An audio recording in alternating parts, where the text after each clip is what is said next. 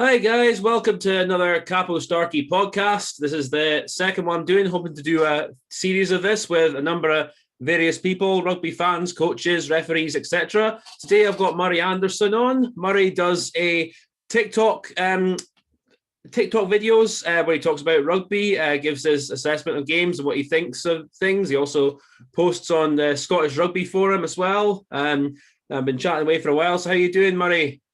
I'm all right. Thanks for having me. Yeah, welcome along. As I was saying, this is probably going to be a little bit unstructured, so we'll just try and keep it, light. See where we go. Just chat about what we're thinking with the regards to the game right now. Maybe talk about the Lions. Maybe talk about the European Cup semi-finals that are happening over a week. A bit about the Rainbow Cup.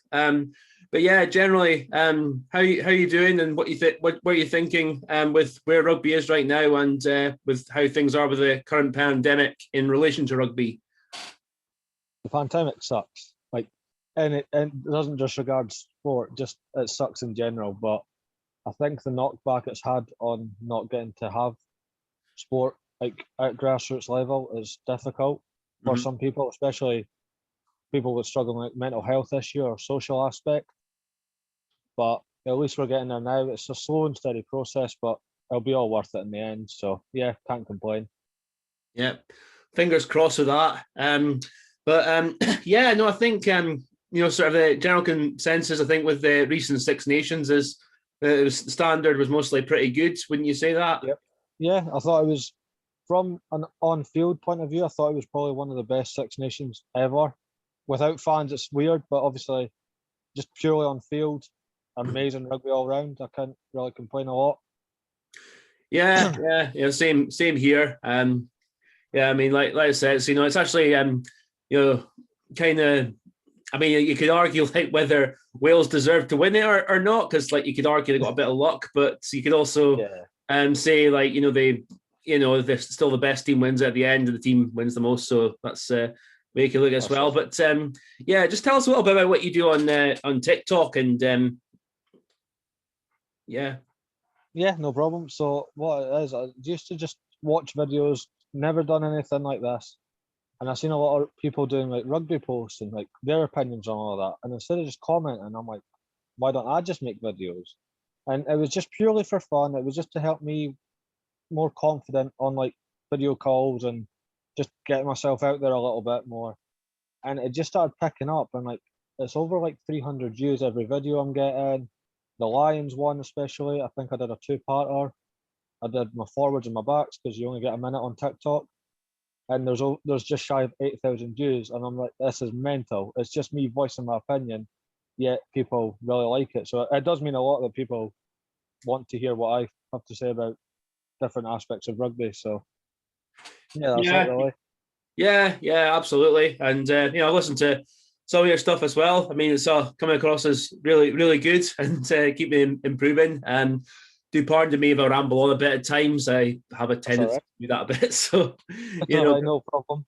It's like, because I have a thing sometimes, like I feel like I could ask a question, but I feel like, oh, should I ask a bit more in that? So that's, something for me to work on maybe. But yeah, with regards to your line selection, I think we've got a few differences. I don't have them really on my screen here, but I mean, if you want to talk. I mean, obviously, if you've got a 36, 40-man squad, you don't have to go through all of it, but just generally, the sort of style of team you'd pick for going to South Africa. How many Scots? I think I think there's 7, maybe 8 Scottish players in, but I got a little bit of stick on TikTok for being biased. I'm like, it's not being biased. I've placed it purely in the Six Nations. It had nothing to do with league form or anything like that. It was basically, this is how they did on the Six Nations.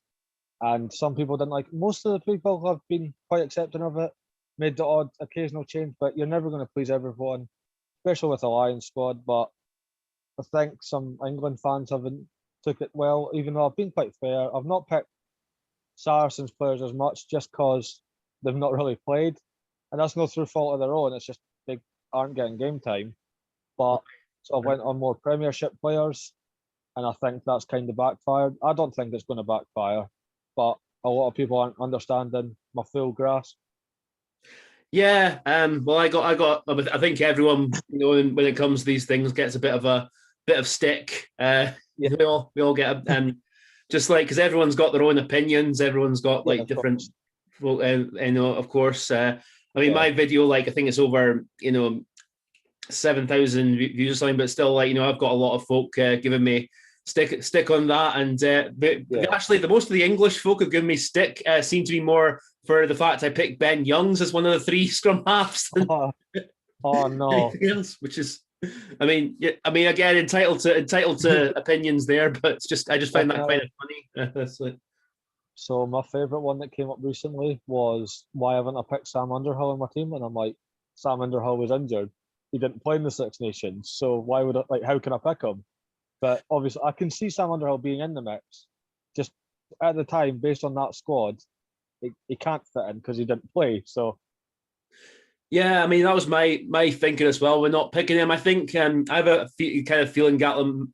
I actually have that feeling he might be one that just misses out. If Gatlin does take 36 men, because yeah, I can see him just taking probably two specialist number eights, two fit specialist number sevens, yeah, and then and then probably Tom Curry is the sort of 6-7 option, and Josh Navidi can play a position of yeah, back row. CJ Stander can play 6 as well, of course. So that was yeah, kind of the thinking I was thinking of where Gatlin would come from. It is possible, like I know the 36-man squad is at the moment it's not the official number. I yeah. mean, because Oh, remember 4 years ago he said he was at 38, 738, and he ended up taking 41 in the initial yeah, squad. So, obviously a lot can change, but I mean, I wouldn't be surprised if it is just 36, maybe one or two more than then, considering how it is a short tour this time. There's no midweek yeah. games between the No, tests. no. So, yeah. So the report I heard was when after Warren announced his coaching staff, he got them all to write down their own 36-man squad, Mhm. and then they break it in, and there's like 57 names in total. And I'm like, good luck with that. Like, I was struggling to write 36 myself.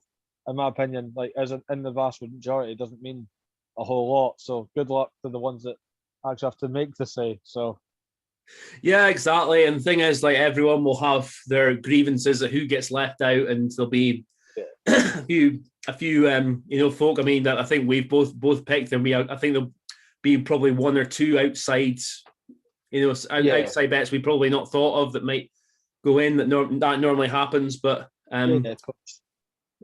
but again, that's for Warren Gatlin and the rest of the coaching team to pick. But I just want to ask you about South Africa, because they're in a really weird spot right now. They've not played a test since they won the World Cup, of course. They've had a lot of stuff going on with their Super Rugby. They're not in the Super Rugby at the moment, and we don't know what's going on in the future, whether they're joining the Pro 14 or what's going on with Super Rugby. Yeah, And now with the whole Rainbow Cup thing, which has been an absolute joke, because they were meant to initially have schedules for coming over here, as you know, yeah, exactly. yeah, And now they're saying they're only allowed to play in South Africa, so it'll basically just be the 4 South African teams playing each other, which makes a bit of a mockery of the thing. But yeah, what So do you think of where they're at and how they'll be going into the series? I think the South African players will just be raring to go, like all of our like grassroots players as well. They're just wanting games now. Mm. Obviously, the bigger South Africans are over in like the Premiership or over in Japan, Mm-hmm. or even some of them in the Pro 14. But they're getting game time, but it's not the whole squad. If you get like Sia Khaleesi hasn't played a game, for example, since the World Cup, which is a shame. And Pierre Stuff du Toit is injured. I don't know how he's injured, but yeah, he's not playing the now. Oh, is he not going to be fit in time, or? I think he'll be lucky if he gets in the squad, but right now he's hurt apparently. So Oh well, that'll be a bit of a boost for the Lions, because the way he tackles yeah, is. No, just imagine being tackled by him. You'd feel it into next month. Never mind next week. Like just how the weight he puts into his tackles, like he's just absolute. He's an yeah, absolute beast. I mean, to be honest, the whole South African pack is, but I don't know why. Like it's Peter Steph du Toit. He's always the one that just stands out to me. Just the way yeah. every time he makes a tackle, every time he hits a rock, every time he carries, he's just an absolute. He'd tank. I mean, Yeah. Definitely. Juan Just Vermaelen as well. Like he terrifies oh, me. he's a. I mean, I've been great to see him fit because like he's some player this day, and he's Yeah, playing in yeah. Japan just now, isn't he? No, I think Wayne Vermaelen's back at the Bulls, so I think he'll be playing this weekend Oh, in the okay. Rainbow Cup. Yeah, so there's still a few big South African names in the Rainbow Cup, like Koisi, Vermaelen, Yanchis now went to France Yeah. to get game time. So I think the big names are getting the game time, like they're being clever about it. It's just I think there might be a few shocks or a few new names on South Africa's side Mm-hmm. because I know Willie LaRue is in Japan, but I can't see him getting picked. I don't know why. I can't see him getting picked for some reason. I mean, you never know. I think there's one or two other players that are normally in their squad that are playing out there as well. I stand to be corrected if someone can prove me otherwise. Yeah, no, I think they will. The bulk of the team that won the World Cup will be there. But I mean, Yeah. a lot of folk talk about the Lions bonding and the Lions need to bond. Like the South African team's not been together in 18 months now, so So it's going to be it's good to interesting to see. it. Yeah. I mean, you still expect them to be, strong enough, and obviously that spirit of having won the World Cup, sort of will. I think that sort of reunion thing will be there for them, but it's just a case of, again, not being playing for ages together for ages. How they'll get back together. I'm not sure yet if they actually have any like warm up tests before the series. Do you know? I'm not. I don't know if it's been confirmed, but USA was coming up quite a lot. USA was getting a lot of rub with both Lions and South Africa, so which is good because that gives them the exposure as well. So it's a win-win for everyone. They get a warm-up, they get the exposure. Yeah, I wouldn't complain at that.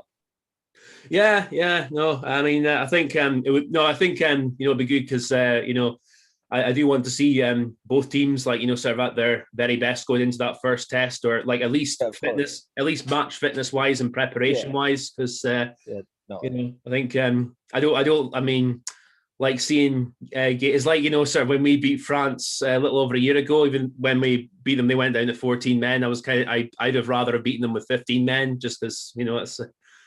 I'll take it. No. I'll take the win. Oh yeah, no, you'll still take it, but you'd like to be beaten, knowing that you can beat them at their bet with their best on the pitch, which thankfully we pretty much did in Paris at the Six Nations. So still have lovely dreams about it. I still have lovely dreams about it. Oh yeah. I think it's the first time in ages I was like just literally in tears after the game. Like I think. Because I did a live stream with it, and I was just like, I just like lost for words after that last try. It's like what the, whereas I don't know, like the England one, you just kind of feel like maybe because it's England, you're just like yes, yeah. So my parents were at the England game with me, watching it on the telly, and we just lost it. And we're a big rugby family, so we just lost it completely. Yeah. And then the France game. Obviously, because it was like a Friday night kickoff, it was a lot later. I think I woke up my little boy, so I think that didn't work very well in my favour. But it was all forgiven. It was fine, but it was worth it. You'll be fine with it. Yeah. So. I'm sure there's a couple of embarrassing videos out there of me because I did a live stream during the game. I'm sure there's a couple of embarrassing videos out there of me going a bit nuts at full time there, to say the least. But give France their due though. Those last 2 weeks, like dying minutes, your heart's racing, and they need to stop having games like that. That's not good for your heart, but it is enjoyable as a neutral fan of rugby. Yeah. Oh yeah. Absolutely. But I don't know. You still think like with Scotland, it's like against the big teams. It's like, can't we just get a bit more over them for once in a while instead of having our hearts going through the ring? Yeah. So like the big argument I had after the Six Nations with a few people was, but you finished fourth, by a point. Like there's nothing in it. If we scored one more point against France, we would have finished second. To me, that's a win for us. Yeah, no, I think also just considering who we've beaten as well. I think it's a big feat for us. Like first time since 1926 we've beaten both France and England away from home. Yeah. Obviously, I mean, disappointing that we didn't do better against Wales. I know the red card had a factor in that, but there was other areas in the game where I didn't think we managed the game properly. Like when we were just before the Reece Zammit try, when Ali Price just kicked a high box kick away, and he just basically invited Wales to put the pressure back on. And then it was a great try by Reece Zammit, to be fair, but definitely. But then and that happened, and then against Ireland, where it basically we took us 10, 15 minutes to actually wake up, and then our line out didn't function at all, and then we only sort of seemed to get it together when we were 24-10 down, and it's just kind of little things like that. It just kind of annoy you a bit, like. So it's funny because you mentioned the Ireland game, so like somebody on my Lions comments was like, "Why is not Ian Henderson in the squad when he dominated Johnny Gray in round 4?" I'm like, you're basing that selection on one game. Like it's a strange one because I was, and then but Ireland thumped Scotland. I'm like, statistically, yeah, but if you look at a scoreboard, they definitely didn't. There was only 3 points in it. That's not a thump win. Yeah, I mean, and Scotland scored more tries that day, so it depends where you gauge. But no, I mean, even though that was the case, Ireland did overall deserve to win that game. So I'm not gonna. I don't have definitely many complaints. But I mean, I'm a bit surprised because I picked Ian Henderson over Johnny Gray, mainly just because of how the great tournament Henderson had an excellent tournament. I thought his work at the breakdown in the loose and at the line out as well. But I think maybe some of us Scots have a bit of a. I mean, you might disagree with me here a little bit, but I mean, some of us Scots have this love affair for Johnny Gray, and I mean, I think he's a great player. He does work hard, but I mean, to me, he's a bit too inconsistent with the menace he brings to a game sometimes. Like he'll always like put the work in. He'll like do his best at the line out. He'll always put the tackles in, but sometimes like you remember in the World Cup against Japan, like that second half where he just was absolutely like, it was like, sort of a beast that unraveled him, and we were trying to get back into the game, and he was just absolutely hitting every breakdown, like, with full force. He was when he was making his tackles, he was driving them back. He was driving opponents backwards, and I'm just like, I'm just thinking like, you're a great player. I want to see this from you more often, and that's my biggest problem with him. Is like, while he does work hard, is like he needs to be like more of just an absolute bastard. Like someone like Maro Itoje, who is just like, love him or hate him, he's like a great player, but he's an absolute nightmare for opponents. Like sort of every time he takes the field, and just So and I want to see Johnny Gray be like more like that kind of, beyond just a good rugby player, just be that player that people just absolutely like detest playing against. You know what I mean? Yeah. Absolutely horrible to play against. So I want not that he's bad for Scotland, because he's definitely not. He's a strong player in the Scotland squad. But I'm not saying I want the Johnny Gray that plays for Exeter Chiefs to play for Scotland. But that's a different animal.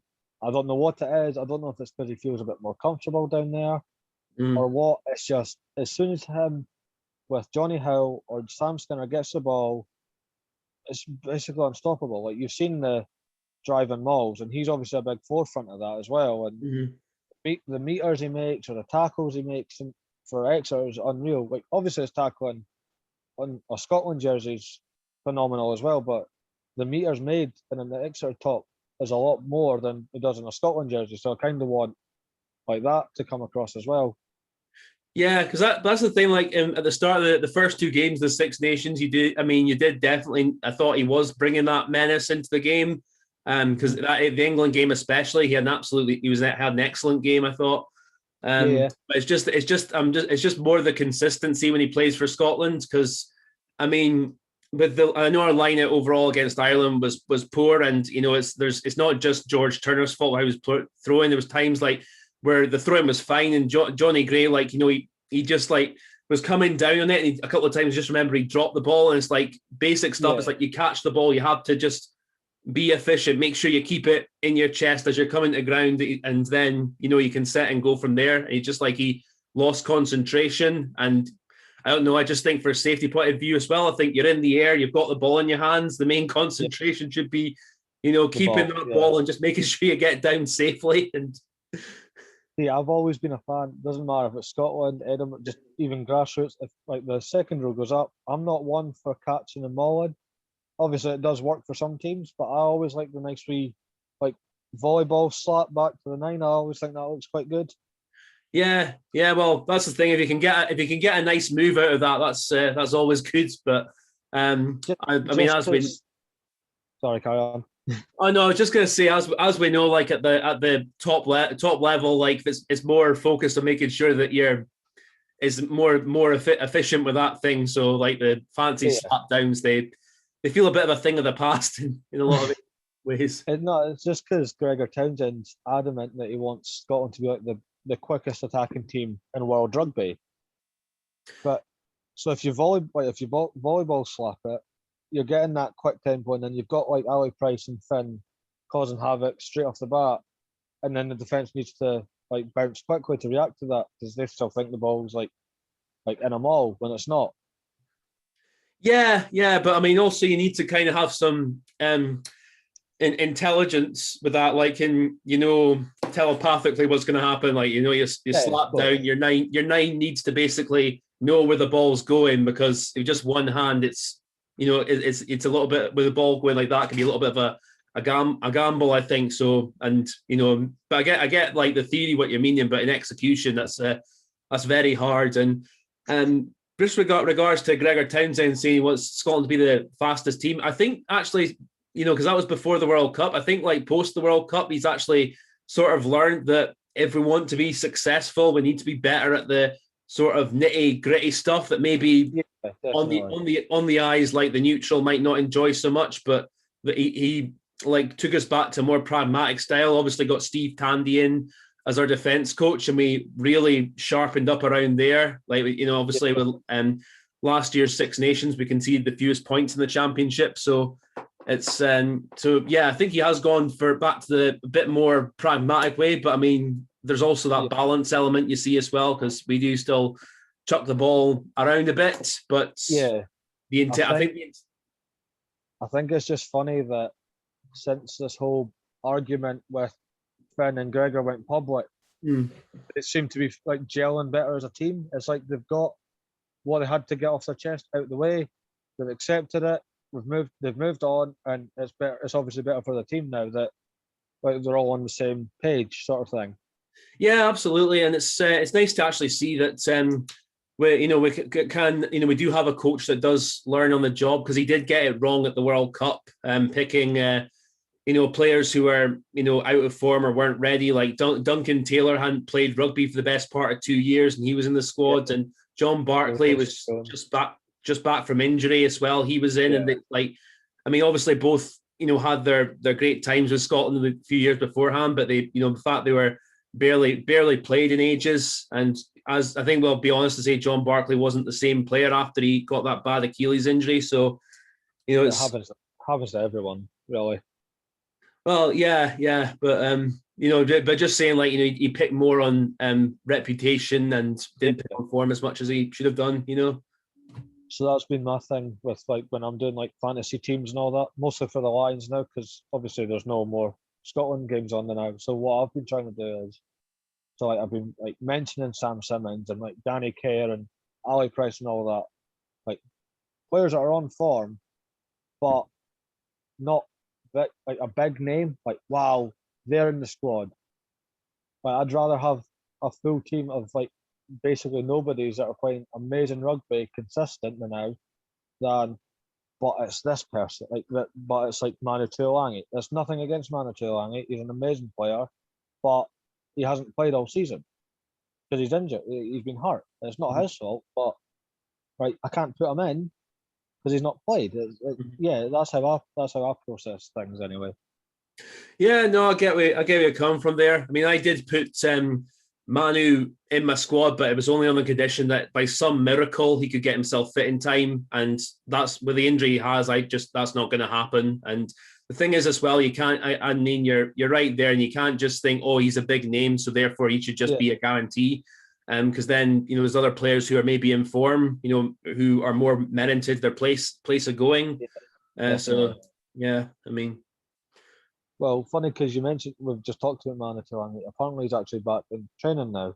Mm-hmm. So I think he might actually. I don't know if he's playing this weekend, but he'll probably be playing next weekend just because he'll be back to like proper training. So it's always exciting to see because he is an amazing player when he's not hurt. So yeah.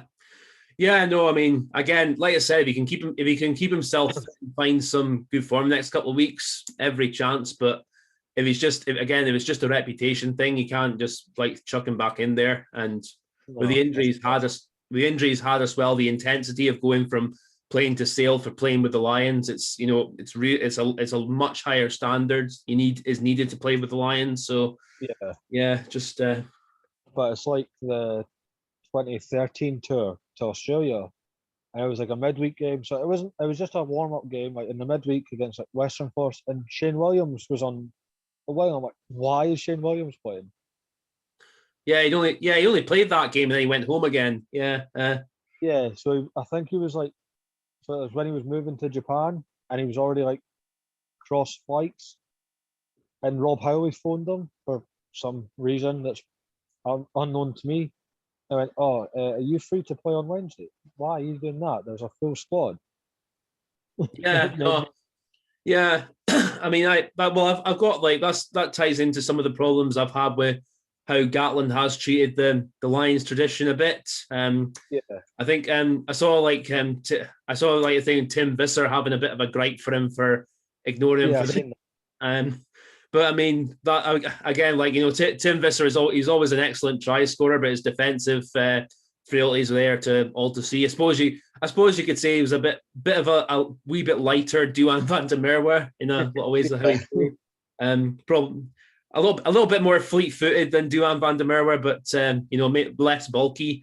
But no, the Shane Williams thing was a case of like, okay, just his mate, he just wanted him in for one game, then he went home again, because they were needing cover on the wing that game, and that tour Tom Court as well. He called up him when he happened to be on holiday in Brisbane at the time, and it was just a case of like, oh, we need an extra prop in. Are you free? You happen to be over here, so we'll just draft you into the squad. And there's a couple of players he considered from England, drafted in from Argentina as well, and one or two of them you could argue maybe didn't deserve their place at the time. But even if it's for the midweek games, you think like that's one of my problems I have had with Gatland is you think you have to pick on merit even for the midweek games because the Lions jersey is a special jersey for. Of course, yeah. As much as. I think he done it on the 2017 tour as well. Like Wales just happened to be touring in New Zealand at that time. I'm like, oh, that's funny that because like he is the head coach of Wales, and I think there was like 3 or 4 players that got injured, so they went, oh, we'll just call in those Welsh boys, and I'm like, that's been set up. Like, the geographical 6 thing, because Alan Dell and Finn Russell were called in as well for that. So again. No disrespect, but I wouldn't have put Alan Dell as a Lion. Well, I agree with you. That's the thing. Like I think I mentioned that in my video, in a couple of videos I've said about Warren Gatland that where he has done that, he has picked player the geographical 6 thing. Again, 5 of those 6 players didn't deserve to be there, but again, just because they were in close proximity, they were just like drafted in as extra cover. But I mean, also, I think that's maybe the traditionalist in me, because I think the counter argument could be, okay, look at the end result. Like in Australia, they won. New Zealand, they drew the tour, which is a fantastic achievement. Yeah, definitely. So I mean, you could look at it that way as well. So it's. And the professional game now, there's obviously recovery rates are sort of different than what it used to be, and there's a lot more knowledge around that, etc. So it's all relevant, I think. I think the smart thing to do this year would be that 57 names in the mix. Mm-hmm. I think right. So we'll take 36. We'll all agree on the 36. That's the squad. See those other 21. That's your injury cover. Yeah, a standby list would be. So phone all 57 players on that list. You're in. You're not quite in, but if such and such gets hurt, you're straight on. Sort of thing. Yeah, that could work kind of 2 ways. Like a lot of disappointment for the other 21 you mentioned. I mean, I get the theory of where you're coming from, but it's I think because the way I like the way they normally do it though is they don't tell anyone until, apart from the who's going to be the tour captain, of course, they don't tell them until they do the squad announcement on the day it's meant to be announced, and then I like that as well. but no, yeah, I mean, I'm not. I'm not 100%. I get where you're coming from. I'm just not 100% sure it'll. I mean, I don't see Gatlin going that way, but I think he will have some standbys in mind, maybe 6 or 7, just as like as. But I mean, I think he'll only give them a call if he wants to call them up. That is. Yeah. No, that's fair as well. I don't know. I just kind of thought, usually, maybe not with the Lions, because obviously that's like they get the big unveiling. Like you see players watch it at home, and that's their natural reaction, like they've been picked. But maybe like the ones that haven't quite made it, you could always say, look, keep it to yourself for now, but you're not making it, but you're in like close contention on the standby list, so could just kind of like stay available if needed. Yeah, I get that as well. But again, obviously injuries, for form at the time, Yeah, of course. All comes into the equation. But well, it's gonna be an interesting one, definitely. I'm sure Scotland could get more than 2 in the initial squad this time. I hope so. There has to be more than 2. Like, there's already 3, and it's based on, well, one's just common sense, and the other 2 is just based on like the Six Nations again. So Stuart Hogg, like that man is on that team sheet. Mm-hmm. He was unfortunate in 2017 because of the eye injury, but yes, he's grown as a player. He's an amazing captain. He's just got better since he moved to Exeter, and then the other 2 are like definite. So there's obviously a few more I've got as definites for me personally, but the other 2 are Duhan van der Merwe, because he's the top try scorer. Not saying you have to use him, even have him and play like one test, one warm up. If it doesn't work, you can always change it up, but have him there. And then player of the tournament, Hamish Watson. Mm-hmm. Yeah, like those, if they 2 are winning the awards and making like all the stats and all that and topping those, put them in. It just makes sense.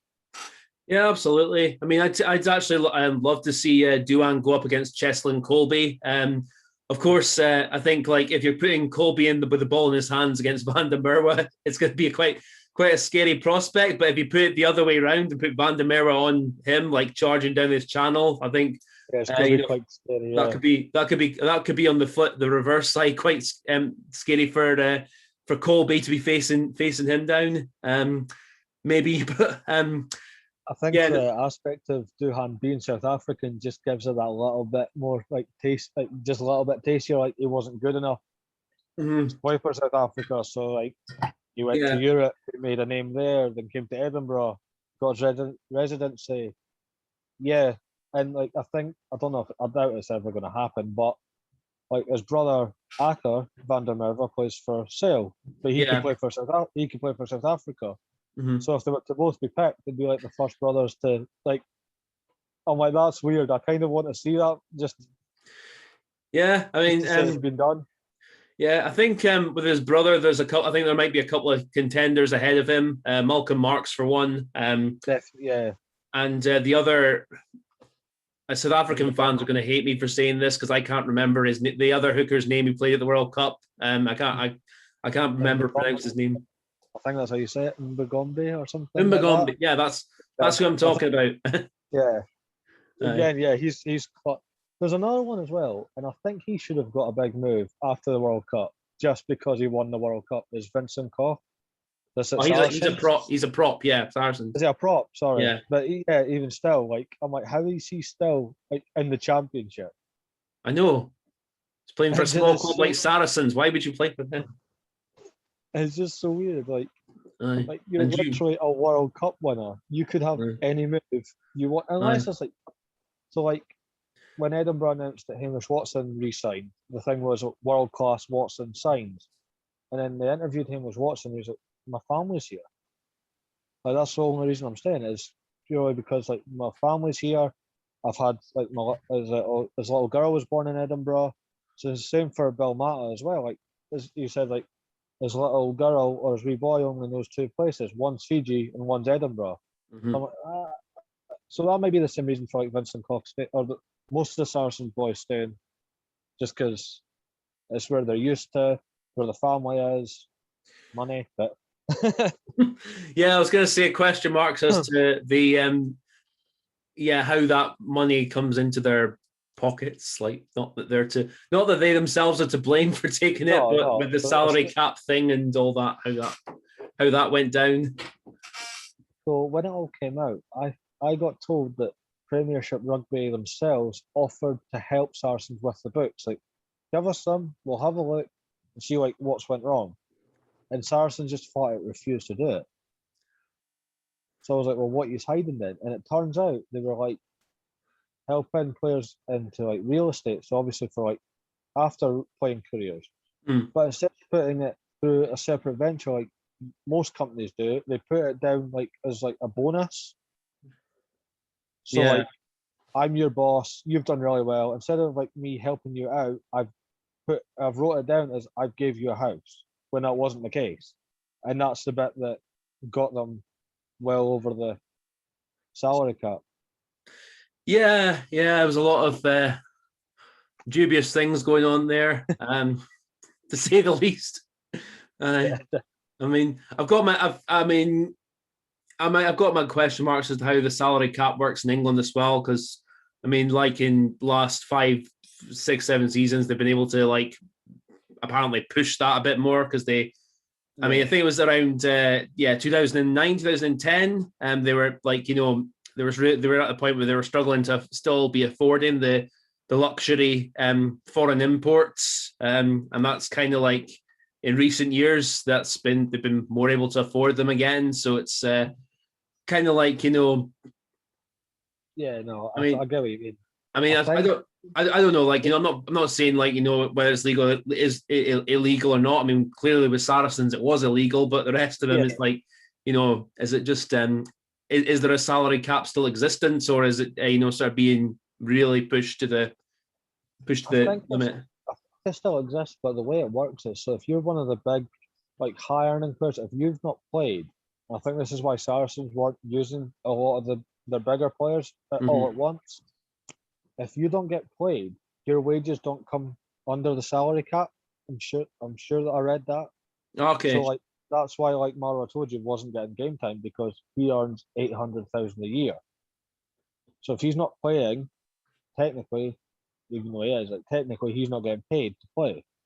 So it doesn't come through the books. Which just sounds dodgy. There's obviously more to it than that, but as soon as they step onto the field, he's been doing it. I don't know why it does that, but yeah. Yeah. Well, I mean, but as we know, like the English rugby in general, it's got the most money in the world, and yeah, I mean, probably England and France probably they both have the most money in the world, and it's just just how much power their clubs have. A salary cap. Sorry, France don't have a salary cap. I know. That's why Big Curly Beale and all that is just I'll go up to Paris because why not? Yeah, well, if you were in that position and you were offered that money, why wouldn't you? So it's, but yeah, I mean, I think like the club v it ties into a lot of the problems I have with the club v country thing because I don't want us to see going down the road of football. I think like the international game should be the point of rugby that so is the bar you reach for. And like if the clubs are now getting into we're more important than international standards, and you're going down the road of football there, and that's personally not something I'm in favour of at all. So I agree with you on that. But as I've always said, you train hard or train good well enough, you merit a start for the club, and if you're playing well and you're being consistent, you merit international, and then obviously this year you merit a Lions, or in other years you merit a World Cup place.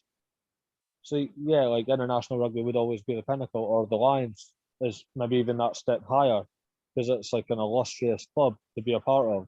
Yeah, well, Lions obviously if you're British or Irish, that's the yeah. Obviously, other countries it'll be just like obviously like being an All Black is the pinnacle. I feel like that's the pinnacle for most rugby fans anyway, to be an All Black. Well, in New Zealand, yeah. Yeah, but I mean, Yeah, see what's seems to be going on with the rugby championship with I think it was Japan looking to go in a few years' time. Aren't Fiji? I mean, supposed to be joining the Super Rugby as well. Am I seen? Yeah. So World Rugby's just magically found the resources to get Mm. a Fijian team in, and that Moana Pacifica that played the Maori All Blacks last year. Mm-hmm. They're gonna be part of the Trans Tasman New Zealand Australia Super Rugby tournament next year, but there's already became an issue with it on one part of them. So the Vern Cotter, because he's the Fiji coach now, Mm-hmm. said it's great because then you've got a lot of Fijian players wanting to stay in Fiji to play Super Rugby, which I get, that makes perfect sense. But it's came out that apparently the Fiji team will be based in New Zealand, and That's you're just going to get players that aren't good enough to play for like Crusaders or Hurricanes or whatever to want to play for Fiji because they're still playing Super Rugby, sort of thing. Yeah, I mean that can work like two ways as well. I think because you could encourage them because as we know with football with Leicester City, it was mostly players who were considered not good enough by other clubs at the time. Yeah, Well, were in the last couple of seasons prior to them winning the league. So it could work that like I know Leicester was like a kind of one-off fairy tale in football, but it could like work like that in terms of okay, I didn't get into the Crusaders team because New Zealand, let's be honest, they're always still going to be very much above Fiji in the rugby pecking order. So of course. and also that argument could be put across for a lot of the Southern Hemisphere boys who've come across to the Northern Hemisphere and are now playing Yeah. their international rugby here. Like a lot could say, oh, they're all black. They weren't good enough for the All Blacks. They weren't good enough for the Springboks and that. And it's like came over here for as mercenaries or whatever. And that's So I think it was on the forum that me and you are both on for the Scotland fans mm, after Duhan van der Merwe is announced he's moving to Worcester Warriors. And it was uproar like, oh, he's just used Edinburgh to get residency. No, he's not. Like, it is down to his career at the end of the day. If Worcester's offering him like twice as much money and he's not got like family or anything up here like tying him back to Edinburgh, why wouldn't you go for it? You always want players to grow. And personally, as a Scotland fan, it is better when you've got players in the Prem. Obviously, you get the little tussle like, oh, can we get them for camp? But just on ability and like form and everything, it's the worlds apart. And it's no disrespect to the Pro 14 because the Pro 14 is an exciting league, but like Stuart Hogg was phenomenal at Glasgow Warriors. He is easily the best fullback in world rugby now at Exeter Chiefs, and it's just that little step higher. So I'm buzzing at Duhan's. Like I've already spoke to like personal friends that I think Duhan will do really well at Worcester this upcoming season, and then get like a bigger move, still in the Premiership, but maybe to like Harlequins or Sale or maybe even Exeter Chiefs. I'd like that. I'm a Chiefs fan, so I'd be happy with that. yeah, I get what you mean. I mean, it is interesting. It's he's moving to Worcester, and I think actually, well, I'm hoping anyway that could improve his defense because Worcester, I think they'll be still like hanging around near the bottom half of the league. So Yeah, that because so you can look at it from that, and just a question of how much ball he's get, but ball he gets there, and if it works for him, their style, that's something that's going to take a bit of time, I think, but. Yeah, no, you're right enough in regards to him, moving for money. And again, if any of those people like commenting stuff like that, you think, not I'm trying to alienate anyone here. I just think, no. I mean, it's not. I mean, if you're offered that kind of money, like, would you say no? Like, it's Yeah. just, So I think the biggest one, to, like, would you say no to was when Simon Zebo was going up to Racing. He admitted that he wanted to stay at Munster. He was a Munster boy, and I think Munster offered him like I don't know if this is the right number, but I think it was like 300,000. And he was going to say yeah, and he told Racing like they've offered me a great deal to stay where I am, and Racing went yeah, I understand that, but how about a car when you arrive, a house for you and your family, and 720,000 on top of that. Like, how can you say no to Uh, that? mercenary. I was just like, you've had that plan all along. You were waiting for him to say, I'm not going to come and hit him with the big guns. But no, I don't have an issue with Duhan, for example, going down to Worcester. Mm. Because Yeah, no. what the comment, like, again, like, oh, he's just used Edinburgh, like he wasn't good enough to be a Springbok and all this, blah blah blah. And I think I might have commented, or just or messaged you about it privately, but I was like, say miraculously Scotland were in a World Cup final or a Six Nations decider, and it's the dying minutes, so it's like Scotland, France, like in Paris, and Duhan scores the winning try. You're not going to care that he wasn't good enough. Like, he is the hero. Yeah, absolutely. And yeah, I mean, the fact is, he is pulling on that blue jersey, and he does give his best efforts when he does play that blue jersey. And again, the residency rule thing, I'm personally in favour of it going to 5 years now. But he's and you could argue, yeah, he's taken advantage of that. But at the same time, with him getting his Scotland capped, he's proven he's good enough, and he doesn't he doesn't. For the most part, I mean, I know he still has his moments in defence, but for the most part, he hasn't let us down yet. So it's no, I mean, no, absolutely. Like, if he, again, that's the club thing, is like, if you choose to go away, like, it's your prerogative. Just make sure you're available for us when we need you. That's the way I'm thinking. Yeah. So obviously, I'm not against like the bigger players leaving, like Edinburgh and Glasgow, to go to like England or France, because England, like the Premiership and the top 14, they are better leagues. They are like more competitive in a way. It's not just like two teams out to win it. There is 5, maybe 6 teams in both leagues looking to win it. But I always see, and I hate saying it because I am an Edinburgh fan, and I think we were getting up there, especially Richard Cockrell as head coach. But I feel like we make players, we get them a lot of game time, bring them up to the like international level almost, and then they leave because it's like almost like a developmental thing. In a way, I don't know if that's like I'm degrading like Edinburgh or Glasgow or not, but it just comes across that like they make all these really good players. Some do stick around, like Hamish Watson, Jamie Ritchie, and all that, but majority of them do leave for like they want more.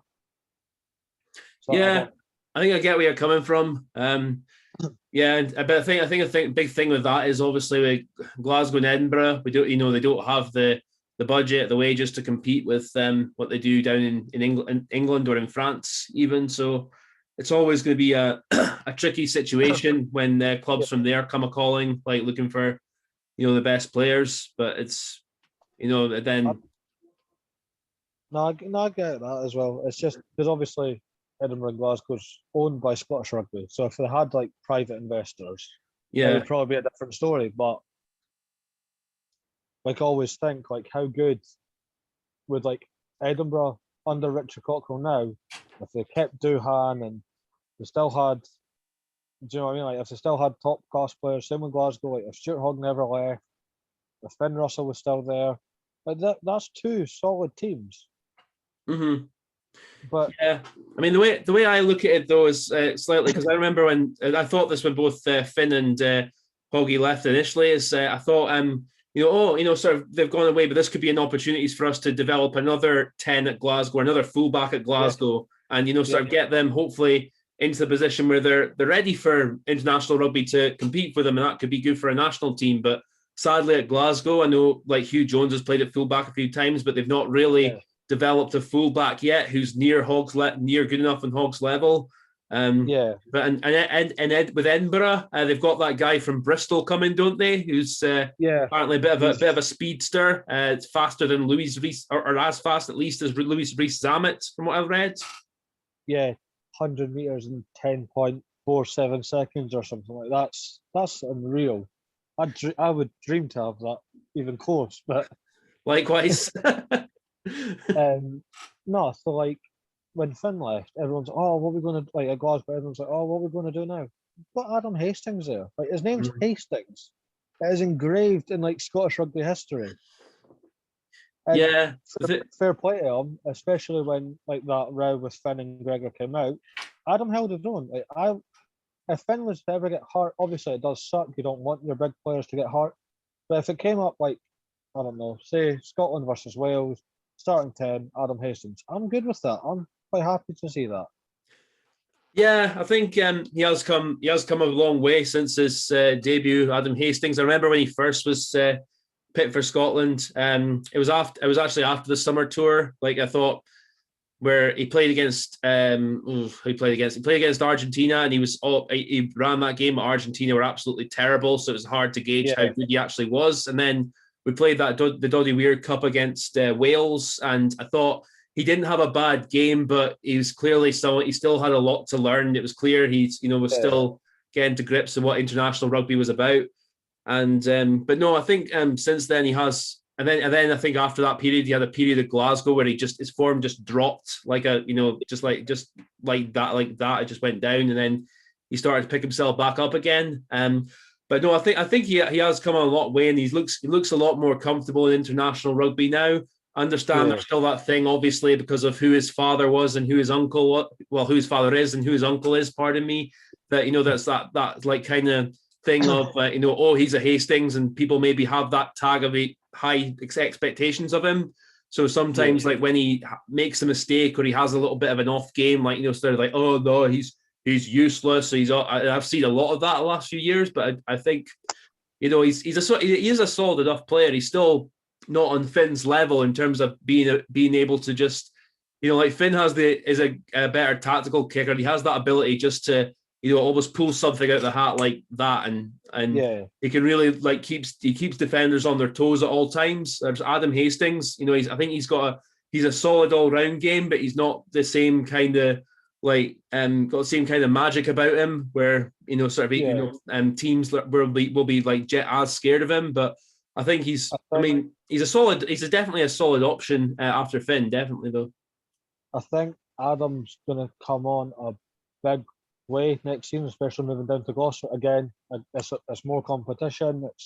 I'm always buzzing for that. Yeah. I forgot what I said there. I lost my train of thought for some reason. Yeah, no, I agree. He's in competition, and I think it will improve him as a player. Coming up against the high standards players that he will be in the Premiership and playing alongside. Obviously, we'll be playing alongside Chris Harris at 13. You'll be playing alongside Rhys Zammit, Johnny May, 12 trees, and him at 10. Willie Hines at 9. That's some backline Gloucester will have next season. Willie Hines is left. Oh, is he? Okay. Yeah, he's away to Worcester with Doohan. So. Okay. Pardon me. That's right. Yeah, no, but there's rumours Ali Price that he was going to be going to Gloucester. I know he's been looked at, but he hasn't signed anything yet. No, so I can't remember what it was. I think Ali Price has put up a wee post on Instagram, and I can't remember. I think it was like "Love to be back," and it was about being like at training or a game or something like that. And Adam Hastings just commented like a cherry emoji, and obviously Gloucester cherry and whites. And I'm like, that's teasing. I was do this. Obviously, I'm more than happy to see like Ali Price go to like Gloucester or that as well, and then you'll get like Jamie Dobie or George Horn getting a lot more game time. So it's a win-win. I think Edinburgh would need to poach one of those scrum halves though. Well, they're getting Vellacott from Wasps, aren't they, next season? Yeah, he's Scottish. He's eligible for Scotland, which annoys a lot of folk in the forum and just on Facebook and social media as well. That annoys a lot of fans when Edinburgh or Glasgow sign like younger players like Scottish eligible. So what? Exactly, and he's. There was one that Glasgow signed, and like he's a big Samoan centre, but he's eligible to play for Scotland. Aye, Tuipulotu from Japan, yeah. Yeah, and everyone's like, oh, this is an absolute joke. Like, well, hold on. Every home nation has a big Samoan. England have Manu Tuilagi. Yeah. Wales have, is it Halaholo? Halaholo, yeah. And Ireland's got Bundiaki. And even France have Remy Vakatawa. So why can't we have a big Samoan? Yeah. It's only fair. Aye. I mean, the thing is, because I think we have to be honest, we've taken advantage of the project player 3 residency rule, I think, more than anyone. But I mean, obviously, I know Tupolatu and what's the Edinburgh winger's name from Bristol called again? Oswally when we six. Yeah, something like that. You could always search I'm just doing an unprofessional cheeky Google of this. Give me a minute. They all do. They say they don't, but they all do. Freddie Olsley. Freddie Olsley. Bristol Academy, yeah. Yeah. So but I mean, again, they're not the residency rule, though they're Scottish eligible. So yeah, I mean, got the eligibility. That's nothing wrong with that. But we have to be honest. We've taken advantage of the foreign import rule probably more than anyone. But I'd like to see that. I'd like to see that change. But I think with the grassroots being what they are right now, that's going to be the same for all nations. It's going to take time to sort of get players back up to speed. I'm hoping we can improve our levels there, but we'll see. Yeah. We'll see. I'd like to put my name up for just a call up because I'm back at playing, so I'm available. My neck will go in the first scrum if I play. All right, so I'm guessing you don't play anymore then. No, I've not played since school. I was a coward when it came to the contact, but I like to talk a lot, which is why I'm here. So That's good. We should have still got like a passion for rugby. I could tell by talking to you, you've got like a strong passion for the game, which is always good to hear. Oh yeah, God, I mean, I've been following it probably since I was a kid, really. So and then like in the last 5 years or so, I got into refereeing. Just because I wanted to give it a go and put more. I think give something back to the game rather than just giving like opinions, which sort of some can take or leave because everyone agrees or disagrees. And and then obviously the pandemic's put a lot of that on hold. And but no, I'm looking forward to getting back into it when I can next season, hopefully. So yeah. Who knows? You might end up like refereeing one of my games. You never know. Yeah, possibly. I mean, I'm west of Scotland region, so it's right. So I think I'll be in because if I'm playing second rugby, it'll be like one of the Caledonians, so like up like the east coast. Oh yeah, I refereed up there, so yeah. If I play for the first team, which hopefully I do, because obviously I'm going to work my ass off. I'm happy wherever I play, but obviously that would be the aim. And I think the first team play at national level, so you never know. Aye, well, good luck to you, mate. I thought sure you'll just keep working hard. I'm sure you'll do it.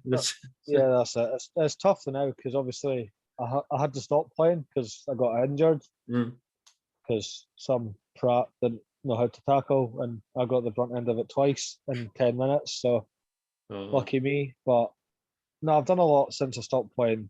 I got into college. I started doing coaching. So I'm wanting to take that a lot further because I've got a passion for the game. I want to play. I want to like you said, like with refereeing, give something back. Just if I could do rugby every day, I would. So yeah, no, absolutely. Like I said, it's just I don't know, it's just the ins and outs of it. It's a game I find really, obviously really, really fascinating. Probably like the biggest team game in the world without a doubt. Just I think like the overall sort of camaraderie it brings, and you can hate each other for 80 minutes on a pitch, but then sort of afterwards you make sure you go up to each other, you talk about the game, and you're nay throwing handbags as best you can. I love the sportsmanship because I remember taking one of my mates that at the time was more into football, and he was like, "I'll come to a rugby game," and we went, and there was like the opposition fans like sitting like right in front of him. He's like, "Are we in the right stand?" I was like, "Aye." I was like, "You just mix in and nobody bothers anyone. It's all good." Oh, it's a mixed bag on that. Like I remember, I think it was a few years ago, I went to the Scotland England game at Murrayfield, and there was an England fan behind me who was just constantly like, Yeah.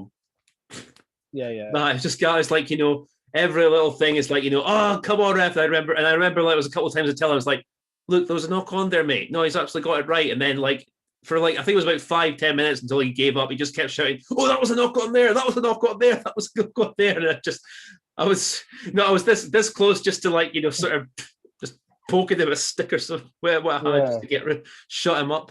But I think I've been lucky with like the fans that have been around me since I started going. So I think I've been a season pass holder with my dad for like about 8-9 years now. So yeah, I've been quite lucky. So I'll always make the jokes though, like right now because there's no fans. You see the game, but there better nobody in my seat because I'll tell that's my seat. But yeah, I do miss it because it was always a thing like we used to do, and obviously I've had my wee boy since then, so he'll be coming along, and yeah, just like a little family tradition sort of thing. Kind of missed just because of the pandemic, but still watch it, so can't complain. Aye, absolutely. And like I say, I hope that because I do prefer it as well. Like it is more mixed, and that sort of you can. Like I said, you can have a laugh during the game, you can have a laugh after the game, and it's always always good. And so like I said, as long as you're still civil and speaking to each other at the end, then that's always nice. I remember, I think that it was the Scotland England game from 2018 when Finn did that lovely. Yeah, that was the game I was talking about with the England fan. Right. So there was an England fan sitting next to my dad, and he's like top one shoot, like "Come on, England!" And every time Scotland scored, he just creeped up with the zip ever so slowly. But like, it's all fun at the end of the day, and like there's pictures of me in like one of the big England top hats and all that. Yeah, it's just fun at the end of the day. And the only thing I've never done in an England game is swap tops. I don't own an England top. I wouldn't say no to one. I could wear it to training and all that, but I just don't own one. It'd be nice to fill in the Six Nations collection because I've got everyone else. But yeah. No, I think if you're Scotsman, you beat England. I think it's a special thing to remember the top that you won with. But yeah, no, it's no. I mean, I'm hoping we do get fans back in sooner rather than later. Obviously, still a lot of unpredictability about that, but we can live in hope. I think. Well, so just because we're talking about like fans being back at the, I think it was Newcastle Falcons today. I actually put up on Facebook that they're hoping to get fans back for like May 17th or something. Yeah, that sounds about right. Yeah.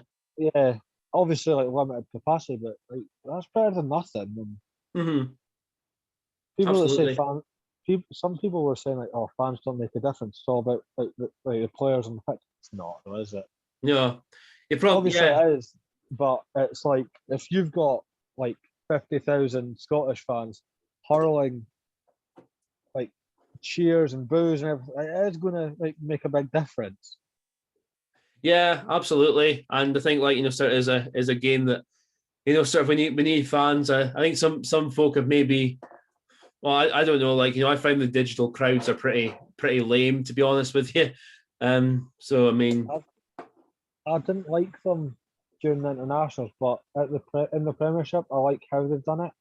So I think it was like Exeter versus London Irish. I can't remember the exact game. And the commentator was like, "If this sounds familiar to you, it's because the production team of the club did recordings from that fixture last year where there was fans, so they just put that noise in. So it sounded like it still fit. I'm like, that's clever. I like that. I can't be bored with just the way. Oh, yeah, I don't. But see when you could hear it, and I'm like, it sounds like there's actually people there that they're actually at that game. It's not just made up noise. I like when they did that. I thought that was quite a unique way of doing it. yeah. No, I mean, I think that I think that's pretty cool actually. But still, it's just not the same as like having a genuine atmosphere of folk to bounce off. But as we say, we can look. I mean, obviously not full capacity yet, but we're hoping in the near future we can get, I'd say at least quarter full stadiums, hopefully, but socially distanced to start with and gradually working their way back up towards hopefully full capacity in the next few years, however long we're going to be in the way we're in just now, who knows. I think because obviously not every fan that goes to the games are like season ticket holders or anything like that. So that costs money, and I understand that not everyone has money, but for the fans that have paid money to be there like every game, every weekend, there's your capacity.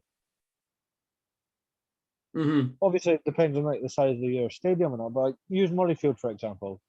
And Murrayfield holds 67,000 people. I know that the 67,000 people that are there aren't there every week. That's just fact. It'll be the same at Twickenham. It'll be the same at Millennium. I'll call it that. I'm not calling it Principality. And the same for the Aviva Stadium in Ireland. It's always the same. Like bigger stadiums, you could use them at quarter capacity.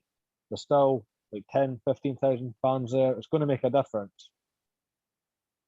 Yeah, absolutely. Like I said, I'm in agreement. I think it, should. I'd honestly actually just get like that number in by this weekend and just work from there. Socially distance again, of course, but just and then work from there. You all right? Yeah, no, I dropped my phone. My phone slipped out my hand there. Right. Is your arm okay if you're just holding your phone like that? Or? Yeah, I'm comfy. So I went to lean back and my phone. Okay, fair enough, Bill. So anything else you want to bring up or talk about? I was just going to ask. Obviously, it depends on your age as well, because like me and my friend had a discussion. Like, obviously, we've been in like rough times as a Scottish rugby fan, apart from like now, by the past like year and a half. But there has always been like outstanding players in like the trap teams. Is there any like players that like stand out to you that were during the shit times, as we'll say it? What during the pandemic or? No, so like during like early 2000s, 2010s, where Scotland just weren't winning. Okay, pardon me, sorry. So like I think I rattled off like Chris Cussiter, Mike Blair, Chris Patterson, obviously, Dan Parks, players like that. Like we had good players, just not great squads at that time. Yeah. Obviously, if you name the three obvious ones there, Jason White as well was an excellent player at that time. Scott Murray was always a solid operator at the lineouts. First rugby name I remembered when I was younger was Scott Murray for some reason. Probably because my name's Murray. Aye. So it just stuck out. So fair enough. Nathan Hines as well. He was always a very good player. Didn't let us down even through bad times. So yeah. Apart from, I think we got set off against America, I think in early 2000s. Apart from that, I wouldn't say there's. And Tom, obviously, early 2000s. You remember like Tom Smith and Gordon Bullock were always very solid players who didn't let us down really. Apart from that, you've kind of got me a little bit depressed thinking about that time. Sorry. What about, I've already done my video on Matt Williams. Okay, I'm not wanting to relive them. Oh no, I don't have to go that far back. so like I think the names that like me and my friend were discussing were like Ewan Murray. Like for a player that only played on Saturdays, obviously because of like his religious belief, which is fine, he was just classic being a prop. I always liked Jim Hamilton. I know a lot of folk don't, but I always liked Jim Hamilton. Oh, he was always good. He was always good for a punch up in a fight. I thought he was like I remember he had actually a couple of really good standout games for us. One game I think against Ireland in 2013 where he more or less bossed the line out that day, and I think there was one or two other ones, but on the whole, just I'm enjoying his and Andy Good's podcast though, but he's a bit of a character, let's say that. We'll say that, yeah. Is there been any players that for no like reason, like you hear their name and it's not them. Like anyone, like they always do like a good job. You just don't like them. I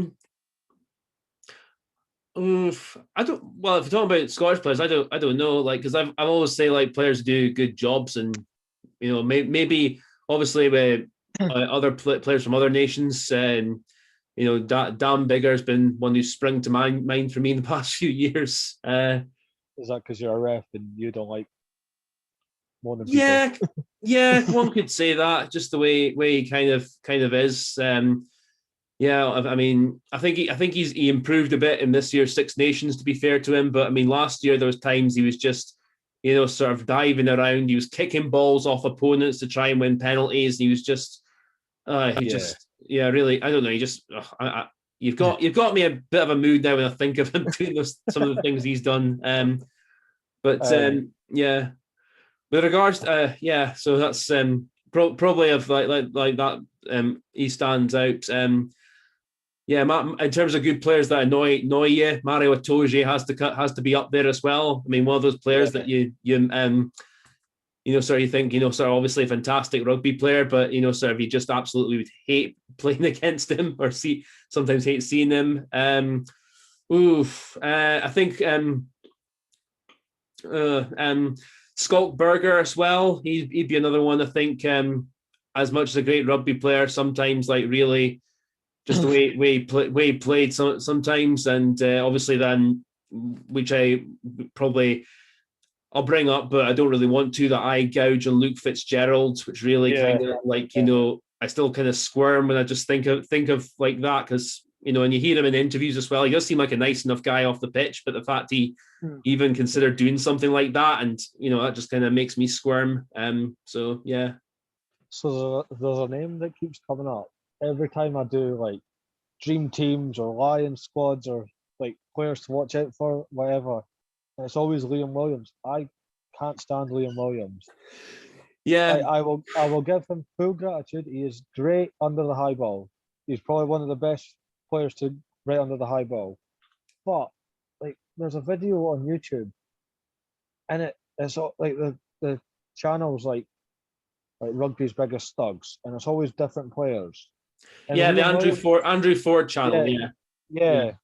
And it came up Liam Williams. I'm like, he's a fullback. Like, it can't be that way. I thought he was going to be a short, but it's not. It's like 10 minutes of him like punching in a rock or lifting his foot to catch a high ball. I'm like, you're ridiculously dirty for the position you play. And ever since I watched that Andrew Ford video, I'm just like, I don't like you.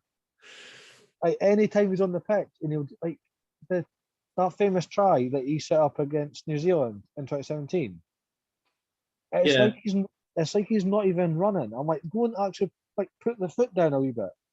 It just looks like he's jogging. I'm like, get going. What are you doing? There's still a great try though, so you can't really. No, I can't complain that the try was scored, but it was just like after the break, I don't know. I just feel like there was no like pace or anything about it, and just like all the penalties and discipline hearings he gets. I'm like, you are just a pain. Well, and like Kieran Reid of the New Zealand legend, I loved Kieran Reid when like Richie McCaw and Dan Carter and all that was playing. As soon as he became captain, I did not like him because obviously you'd understand because you're a ref. Getting the rule book chucked at a ref doesn't work. Like, they have obviously studied it to do the job. Like, they will know more than you, regardless of how much you know. Like, I feel like I'm quite like known on the laws, but I feel like if you were to referee one of my games, and I'd be, oh, what the fuck, ref? And you'd like, well, no, this is right. Aye, okay then. I'm not going to argue with it. Yeah, I mean, with that, yeah, I mean, I don't have problems with like players coming to me just like wanting to question a law or that, and like if they're unsure about something, if it's through the captain, I don't mind them asking. But it's when it's like the kind of persistent kind of on you, it's like oh, you're useless, you're this, that, and the other. That's the no radar for me. That's the no bit. But no, that just but no, I mean, thing is, like, you can say Kieran Reid does that. There's a lot of more captains I'm seeing trying to do that these days, and they're trying to be, trying to be smart about it. So they're trying to get into the referee's head. I mean, it's the thing is, though, you could also look back, like, I don't know, like 20 years or so, when like there was some stuff that gets said to referees, like I saw a podcast with Nigel Owens recently. We talked about his mentor Derek Bevan. Derek Bevan, who refereed the France-New Zealand game in 1994, the try from the end of the world. You remember that? Yeah. With the Jean-Luc Sadonnet try, that was, one of the greatest tries of all time, probably. And Derek Bevan afterwards went to Sean Fitzpatrick, who was the New Zealand captain that day, of course. It just went to Fitzpatrick. It's like, that was a great try, wasn't it? And Sean Fitzpatrick just went to him, oh, fuck off, Bevan.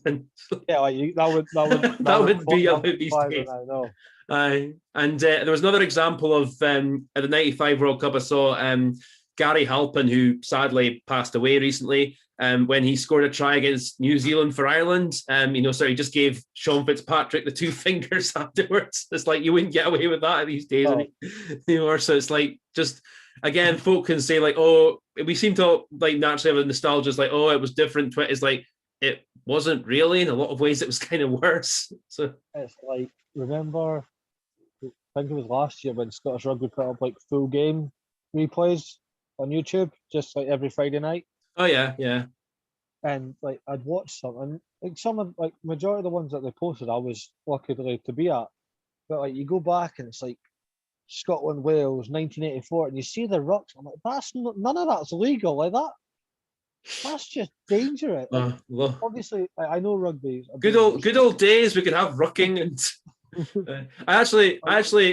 Sorry, Murray. I actually would say I wouldn't mind rucking being brought back, because I don't think it's that dangerous if it's done properly. Obviously, if you're putting boots near the head or the neck area, that's an absolute no. But I think if a player gets himself on the wrong side, then I think it should be all game to players to like just put their boot on them a bit, just to try and get them out the way if they're just slowing the ball down like that.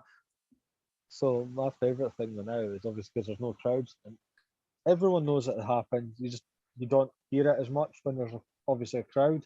Is when like a team's doing a play, the play doesn't go right, and you hear one of the players swear, and the commentator has to go, "Oh, we apologise for that language." I'm like, you were players, like, you said it, so you're not sorry. Like, that's how you would react as well. Aye. Oh well, the broadcasters, obviously, because it's meant to be a family-friendly viewing, so they'll have to say, we apologize on behalf of them, even though. So yeah, that's it. That's a kind of understand that thing, I'd say. But yeah, the players themselves, of course, like, you're not going to be sorry. It just makes me laugh, especially like Lawrence Delalio. Obviously, he's a great commentator and a very good pundit. But I'm like, I know you swore. Like, I've seen videos of you just bollocking at folk. Mm-hmm. But when you have to say, like, because it's your job, you have to say, like, "Oh, we apologise." You don't know, do you? No, absolutely. It's but no, yeah, that's. So, because you're a ref, I've got a few questions just to get to know you a little bit better as well. So, because you're a referee, what's your views on the whole Rainbow Cup trial? Well, I gave a video of it. Really, I mean, the red card one I'm not in favour of. Mainly for player safety reasons, and I think it potentially could devalue like very serious offences, which sort of I think should be the punishment of a player or players. If it's more than one player, of course, should be the team should be reduced to at least a man or men. If it's more than one player, then for the rest of the game. And I think that should be enforced more, because I mean, if they can just replace after 20 minutes, it's kind of like, I don't know. I mean, I'd be open to the idea of an orange card kind of being introduced for a 20-minute idea, because obviously in recent times with some of the defenses some of the offenses, pardon me, with like regards to some aerial tackles or some like collisions around the head area in the ruck, like, you think, is that, I mean, you look at it, you think, oh, sometimes referees, slow motion makes things worse. You think, is that fully a red card? And I don't know, and I can understand where a sort of 20-minute thing for a debate could come in for that, but an actual red card needs to be still there and reducing the team for just really serious offences, and that's my worry there.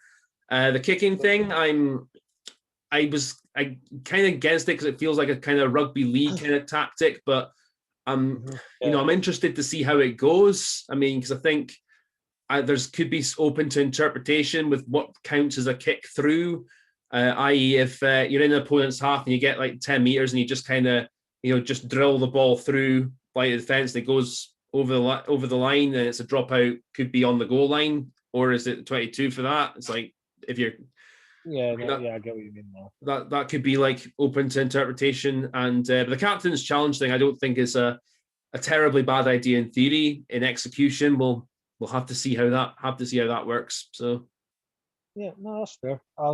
The captain's challenge has been getting used in Super Rugby now, and it doesn't seem that bad. It's just kind of like you might have missed that, and then like the team obviously looks at it, and then just go, yeah, no, sorry, you were right, we're wrong, penalty to use.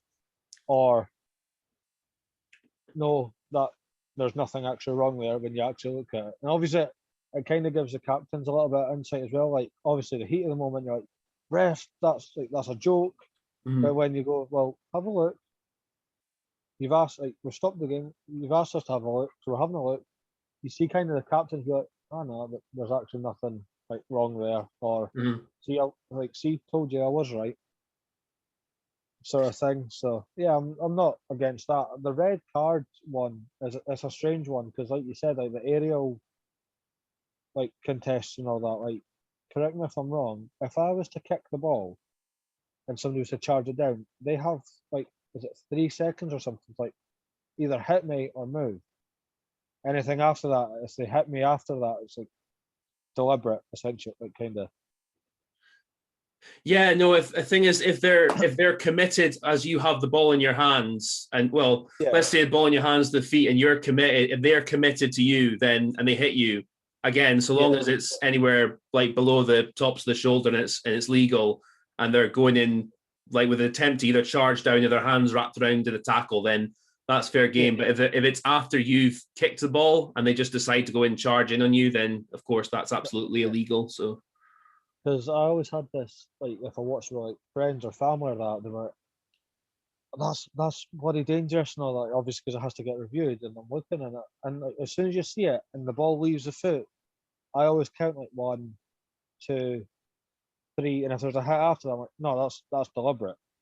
But if it's in with like 3 seconds, like, there's nothing he could have really done there. Yeah, I mean that's the way to look at it. The way I look at it is if the player who's charging down or going for the tackle was committed as you had the ball, and that's the way I apply it.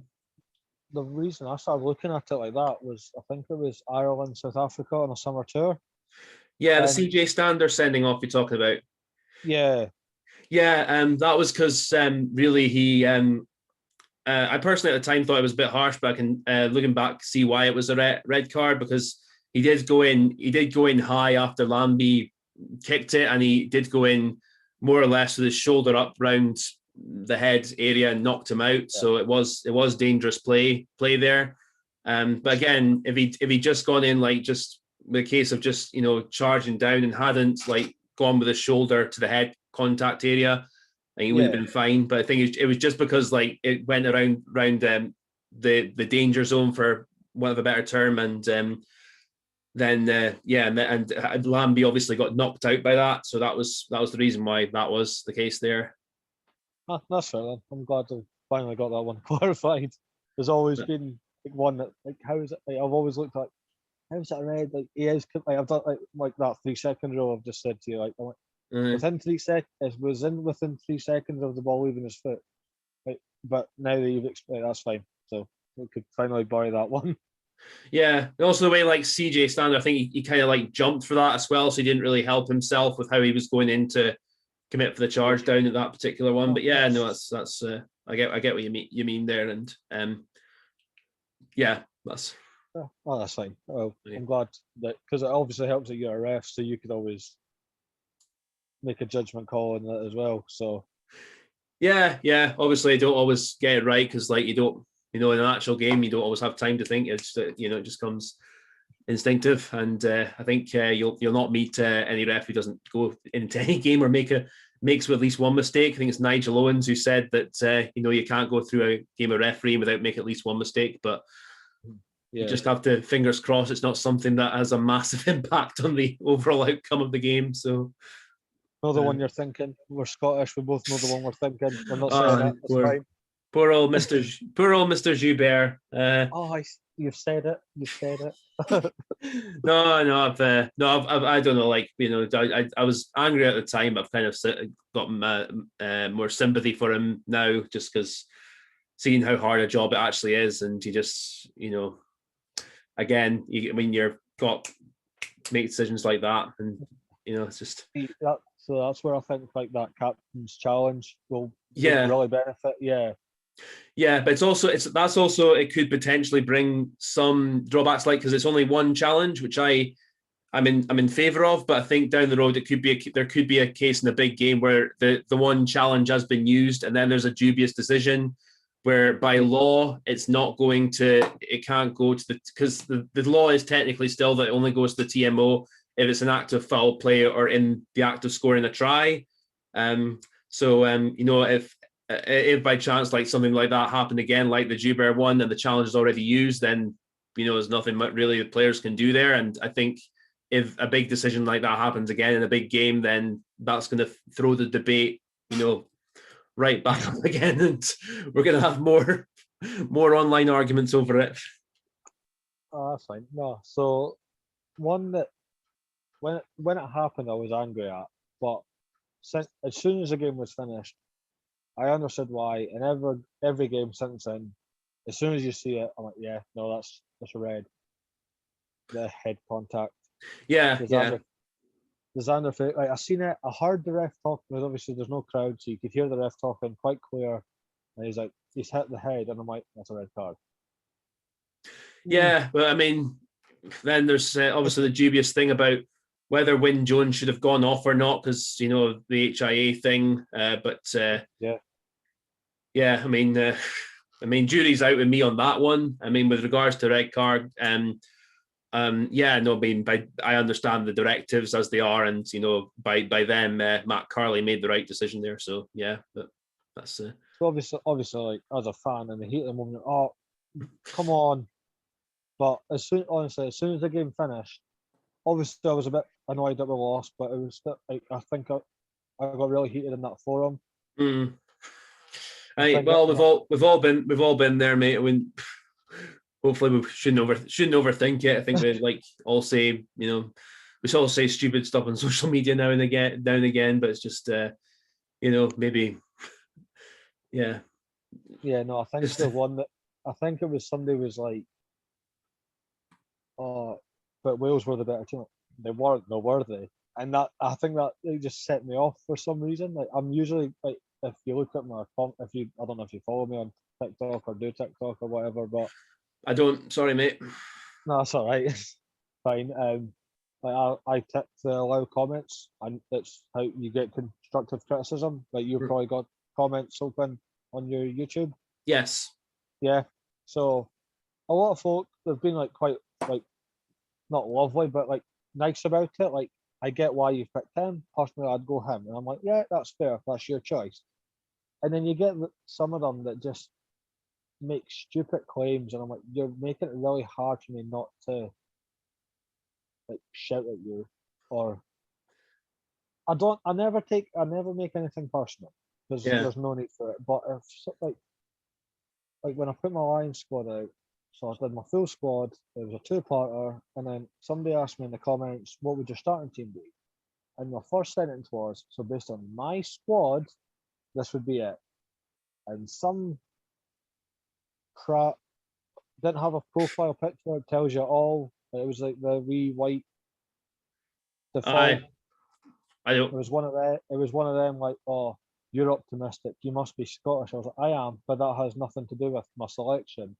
And it was like, and I was like, to be fair, the players I've mentioned, like, they did have a great Six Nations, because like, I think the ones I said was Hamish Watson, Doohan, Van der Merwe, Stuart Hogg, Finn Russell as well. And I was like, they're all respected to be like in the argument anyway. So, but this guy was like, oh yeah, fourth place is really great, and I'm just sitting there like, yeah. I'm saying nothing. Yeah, I'm just kind of getting to the point now where I see those kind of comments, and sometimes you just think just best not over engaging. I mean, I had one thumbs down from someone who gave me a bit of grief because I pronounced Tig Furlong's first name incorrectly in my video for things. So it's like you just think okay, it's like you're entitled to your opinion, but are you really nitpicking me for saying one player's name incorrectly? It's like, okay, you can't win with some people. It's the internet, though. You kind of have to roll with the punches there. There was one I got, and it's like the person tried to start an argument with it, but I'm like, I don't know where you're arguing with me for. So, like, one of my second rows, I put Tig Burn, and I even mentioned, but Tig Burn can cover back row as well. That's why he's there. So I can pick a full back row, but I also have a player that can do both. Yeah. So I thought logically that, and somebody was like, "Oh, I would have put Ian Henderson at second row, and I would have had Tig Burn at back row." I'm like, you're not listening to what I'm saying. Like, Tig Burn can play my back row if he wanted. Yeah. I've picked him as a utility for, like, I picked Anthony Watson. Yeah. Because I know he could play wing and fullback. I've also went Henry Slade because I know he's apparently been able to play 10. Yeah. Like, I've done players that can play multiple positions. Or Stuart Hogg, if needed, can play 10, as we've seen in the Six Nations. Yeah. Yeah, no, I totally. But again, you can't please everyone. You just have to, kind of expect, just some folk are going to disagree with you, I think. But yeah, no, I mean, that's one player I haven't really talked about with, so far, I think, player I think now has an excellent chance of getting in the Lions squad, I'd say. I'd say over Henry Slade, actually, is Chris Harris. Yes, Kyle. Someone's finally agreeing with me on it. Yeah. So it's funny because I've never been the biggest Chris Harris fan. Mm-hmm. So, like, when he first got called into the Scotland squad, I wasn't actually aware who he was. And, like, you get the YouTube video of, like, why each player's been picked. Like, Gregor goes into it in detail. And it was like, oh, Chris Harris has been playing great form recently for his club Newcastle at the time. So I'm like, all right, cool. So I'd go back, watch the highlights. And is he? Like, he's not doing anything. He's not he doesn't stand out to me. And I don't know if that was me, like, trying to overlook into it. And I was like, all right, okay. And then got this few caps for Scotland, and he wasn't doing anything incredible. Even like his defence rate wasn't that great at the time. And then I'm like, all right, maybe that's just because someone was injured. And then the next squad came out, the next tournament or tour or something, and Chris Harris' name was in it again. I'm like, all right. And again, Gregor Townsend, yeah, he's played well. So again, I had another look. Nothing. And I was just like, I'm not getting this. I feel like you're taking up somebody's like a Hugh Jones position here. I'm like, I'm not getting this. And then he moved to Gloucester. And I was like, right, I'll give him a chance. I always want players to prove me wrong. Since he moved to Gloucester, he's unreal. So every time he's in the Scotland, makes sense. He was playing great for Gloucester. And then, like, Squid Rugby, his detail into bits of games is unreal. Like, it showed you the France game. And I was like, how good was Chris Harris? Like, yeah, he was good. And then there was like 5 minutes. And he tracks back. There's a 3-on-1 scenario. Doesn't make it look like a 3-on-1. I'm like, that's incredible. That is that's what every team should have. And that I used to, like, so there's a running joke between me and my friend that Chris Harris is the greatest of all time. It's just it's a shit little joke. But it's like, oh, Chris Harris should be captain, Chris Harris should be kicker, what this and that, and everything like that, just because he's the best. And we were doing like I think it was a 41-man squad each at the time before it came out that we could be 30. And I put Chris Harris's name in it. He's like, is that part of the joke? I was like, no, actually, it's not part of the joke this time. Like, I genuinely feel like he's going to be in it. And now, obviously, after that Six Nations, I've I've doubled down on it. I'm like, no, I want Chris Harris as a Lion now. He thoroughly deserves it. Yeah. I mean, I think it's. I mean, he's an example of someone who's just improved over time, and he's 30 years old now, so he's a bit of a late bloomer. At the highest level. Yeah, he's 30. Oh, I thought he was only like 27, maybe 28 at most. But oh wow. I know.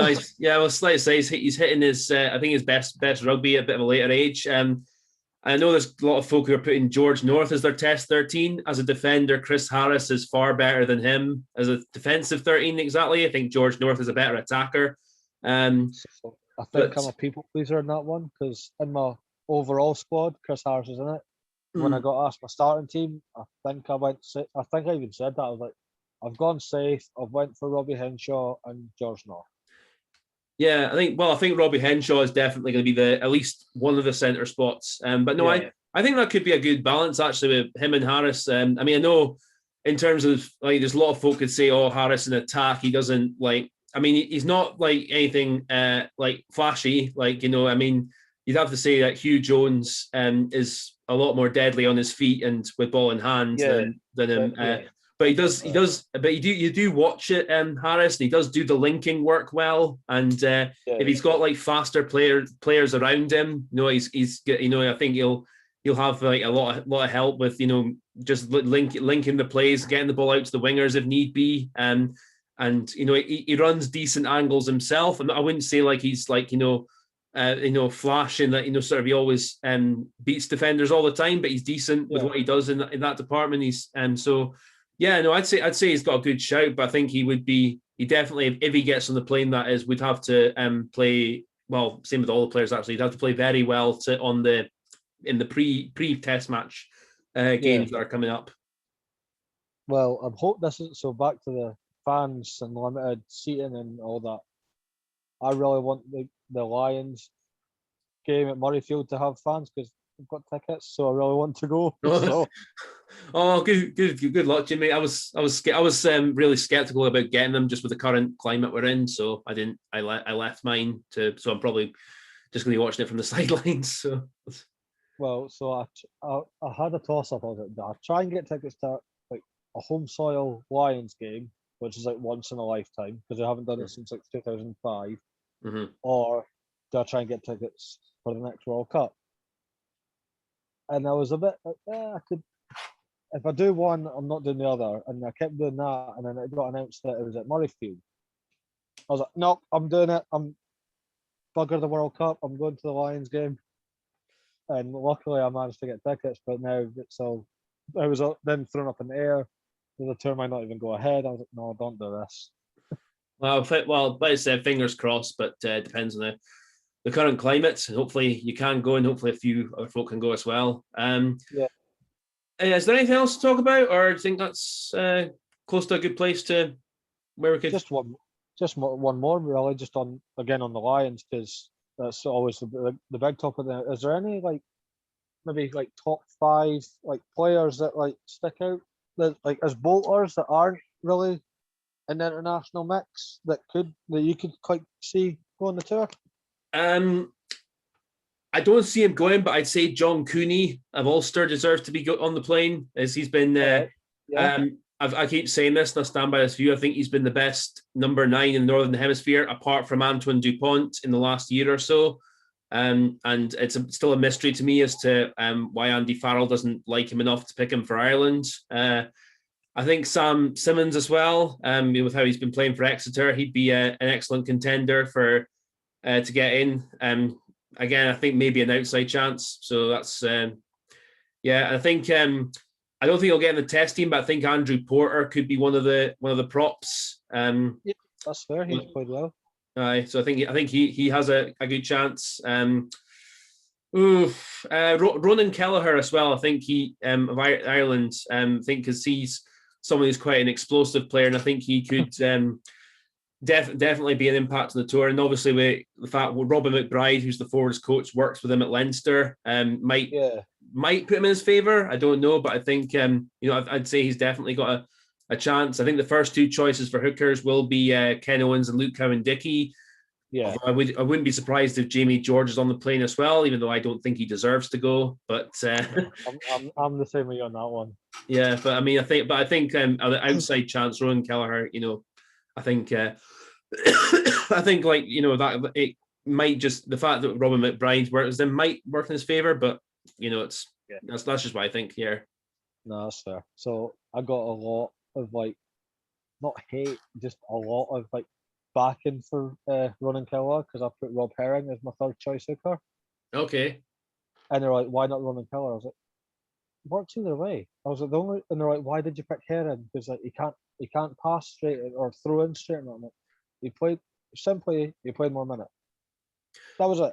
That's all I based it down to was if it works for Andy Farrell, it can work for me. You know what I mean? Well, that's a bit. To me, that's a wee bit shallow, if you don't mind me saying. That's. But I mean, you're obviously entitled to your opinion there. No, I like Ronan Kelleher, and it was literally just it's going to be an Irish hooker. It's going to be one of the two of them. Either way, there's going to be people like, why not the other one? Yeah, that's going to happen for all positions, I think. So yeah. And the other one, and I think yourself included, was the Sexton debate. I'm like, okay, yeah, no, maybe. Depends how fit he is, but the thing is with Sexton, he's got this. I know, people say, "Oh, he's getting old. He's had too many head knocks," but he seems to have this freakish ability just to come into form and get himself fit at the right times, and he's done that for the most part throughout his career.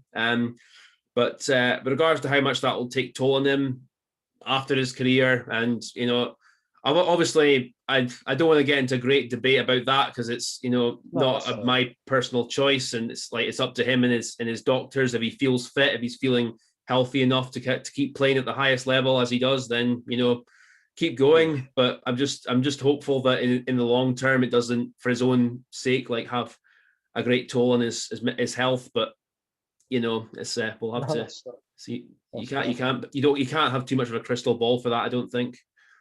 No, sir, I get that. Because folk were like, why not Sexton in mine? Because he played amazing in Sexton. So I'm not saying he didn't, but I am being realistic. He does pick up a lot of knocks, and it is worrying to see. I don't want to see the better players go down clutching their knee or constantly getting HIA. Nobody wants to see it, but it does happen, and that's why I didn't pick him. And that's generally the only reason. Well, I mean, again, if he is fit and he is well, then I think he should be going. But I think again, that's folk will think differently there. It's just but it's been a good chat. Thank you for having me. Yeah, no problem, Murray. Thank you for being on, and obviously moving your camera around quite a lot. I've been noticing. So. No, it's all good, man. Good chat, and like I said, I'll upload this and send it on to you. No worries. Okay, thank you very much for listening, guys. Much appreciated. Take care of yourselves. Hope you enjoy our chat, and I'll catch you later on.